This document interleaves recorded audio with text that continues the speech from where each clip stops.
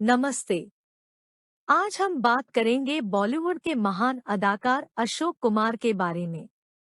इस दुनिया के रहीवासियों का ऐसा एक विश्वास है, अपनी एक समझ है, कि जब भी सितारे संरेखित होते हैं, तो उस समय दुनिया में कुछ बड़ी घटना होती है या किसी व्यक्ति की जिंदगी में भारी भक्कम बदलाव आता है। जैसे 16वीं सदी में जब ऐसा हुआ था तो पिसा इटली में दुनिया के सबसे महान खगोल विज्ञानी गैलीलियो गलीली का जन्म हुआ था, जिसने अपने काम से सूर्य केंद्रीयता स्थापित की और दुनिया की पृथ्वी भ्रमण की सोच को बदल दिया। जरूरी नहीं है कि सितारों का संरेखन जब होता है तो केवल तारों और ग्रहों से वास्ता रखने वाले महान खगोल विज्ञानी ही इस धरती पर जन्म लेते हैं।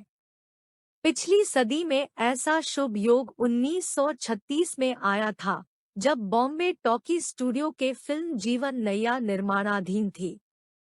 इस फिल्म की शूटिंग के दौरान देविका रानी, जो स्टूडियो के मालिक हिमांशु राय की बीवी थी और फिल्म की नायिका थी, फिल्म के हीरो नजमुल हुसैन के साथ भाग गई। देविका रानी के वापस लौटने पर लोगों के समझाने के कारण हिमांशु राय ने देविका रानी को कुछ नहीं कहा, पर नजमुल हुसैन को स्टूडियो से हकाल दिया। इसके बाद फिल्म जीवन नैया पूरी करने की बात को लेकर रिप्लेसमेंट हीरो की खोज शुरू हुई। शायद यही तारों का संरेखन था, जिस वजह से चॉकलेट फेस न होते हुए भी और एक्टिंग की तालीम न होते भी फिल्म के रिप्लेसमेंट हीरो के लिए हिमांशु राय की नज़र अशोक कुमार पर पड़ी और बॉलीवुड को अशोक कुमार जैसा महान अभिनेता मिला। बॉम्बे टॉकी स्टूडियो के बंद होने तक उन्होंने स्टूडियो में बनी 39 में से 19 फिल्मों में काम किया और बॉम्बे टॉकी स्टूडियो बंद होने के बाद फिल्मिस्तान स्टूडियो का निर्माण किया। अशोक कुमार का जन्म 11 अक्टूबर 1911 को भागलपुर, बिहार में एक बंगाली ब्राह्मण परिवार में हुआ था। उनका पैदाइशी नाम कुमुदलाल था।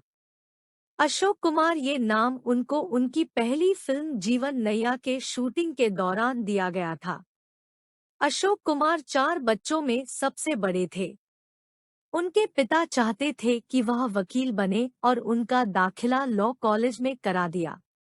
लॉ की परीक्षा में विफल होने के बाद अपने पिता से बचने के लिए वे अपनी शादीशुदा बहन के घर रहने के लिए मुंबई आ गए। अशोक कुमार के जीजाजी शशधर मुखर्जी उन दिनों बॉम्बे टॉकी स्टूडियो में साउंड इंजीनियर की हैसियत से कार्यरत थे। जीजू ने अशोक कुमार को बॉम्बे टॉकीज में प्रयोगशाला सहायक की नौकरी दिलाई। अशोक कुमार के पिता इस नौकरी के खिलाफ थे। शशधर मुखर्जी के समझाने पर वो मान गए।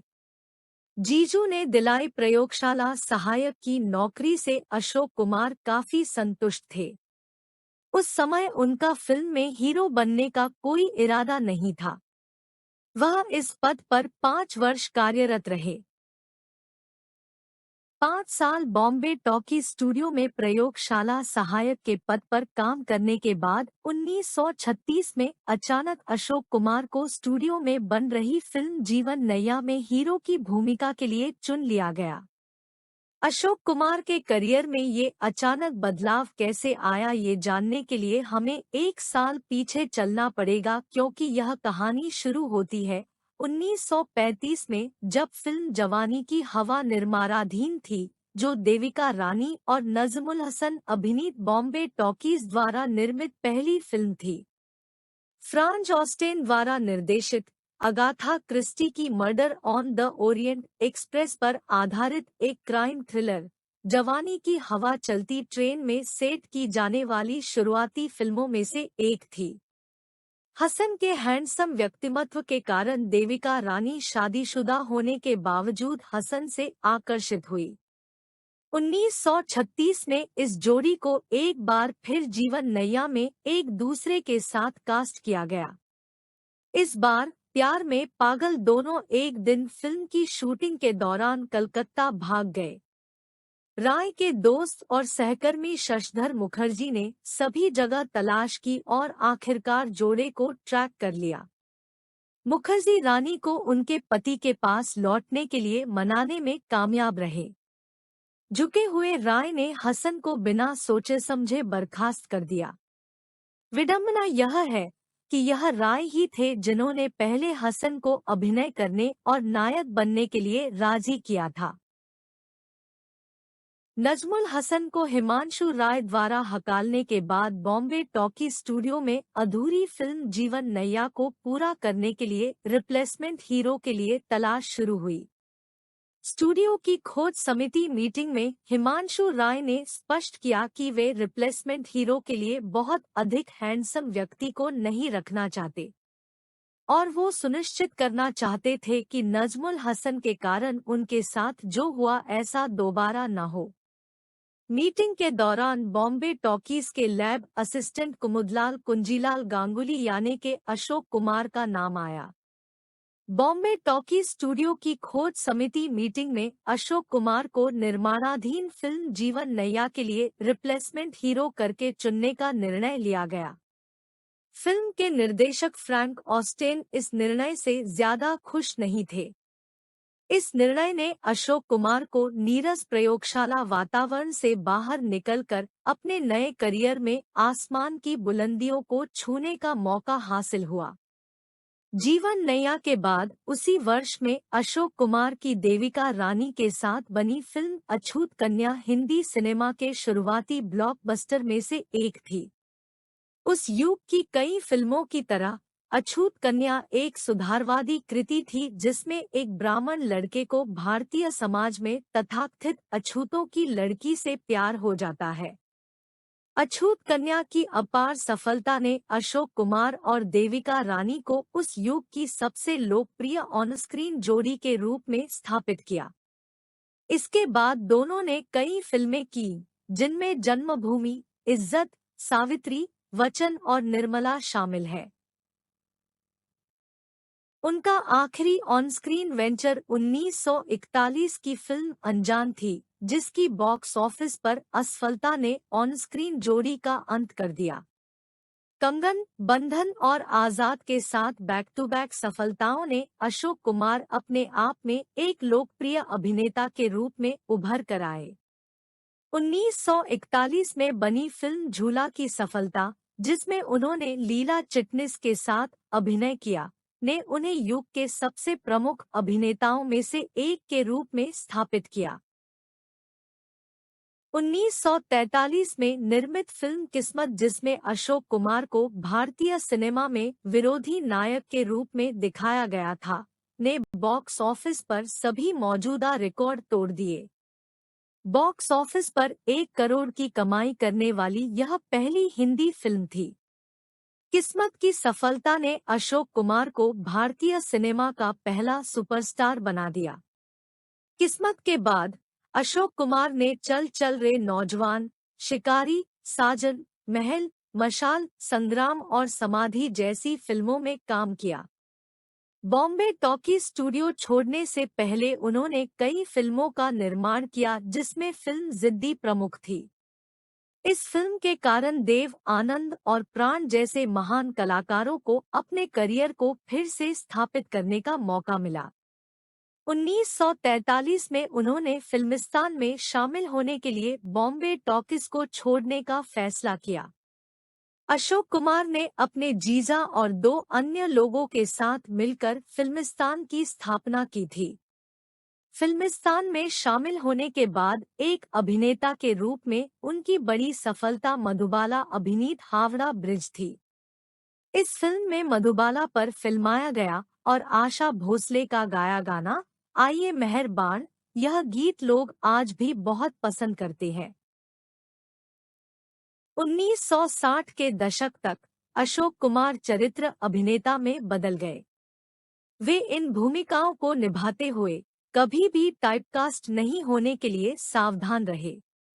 चरित्र अभिनेता के रूप में उनकी अविस्मरणीय भूमिकाओं में शामिल है फिल्म कानून में एक न्यायाधीश, बंदिनी में एक उम्रदराज स्वतंत्रता सेनानी, मेरे महबूब में एक देखभाल करने वाला भाई, चित्रलेखा में एक बूढ़ा पुजारी, जवाब में एक शातिर जमींदार और विक्टोरिया 203 में एक बदमाश।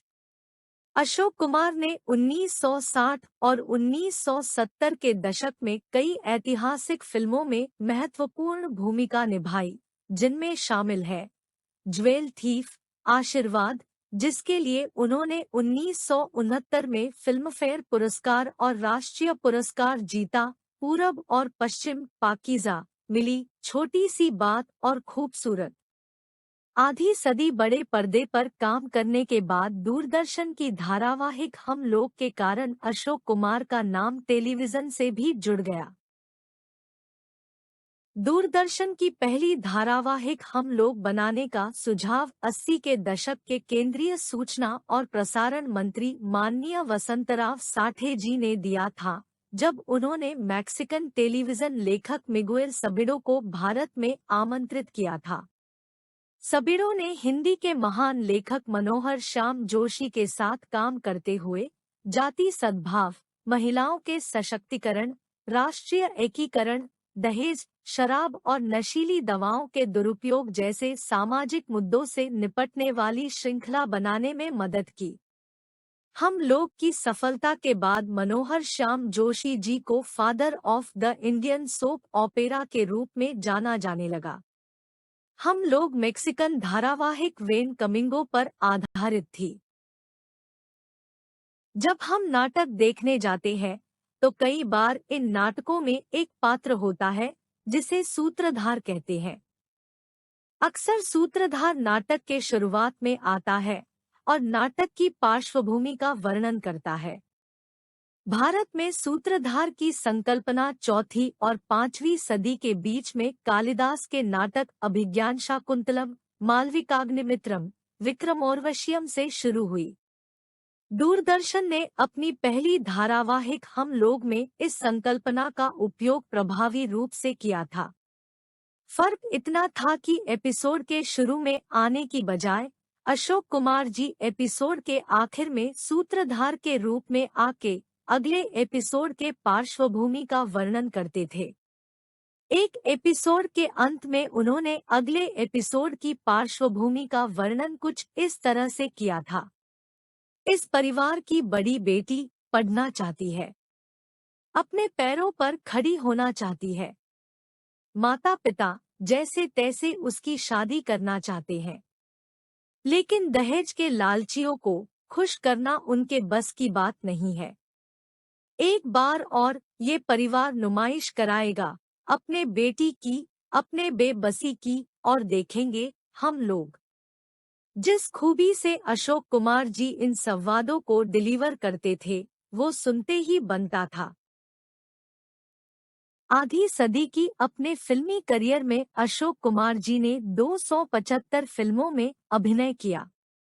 भारत सरकार ने उन्हें भारतीय सिनेमा में उनके योगदान के लिए 1988 में दादा साहेब फाल्के पुरस्कार और 1999 में पद्म भूषण से सम्मानित किया।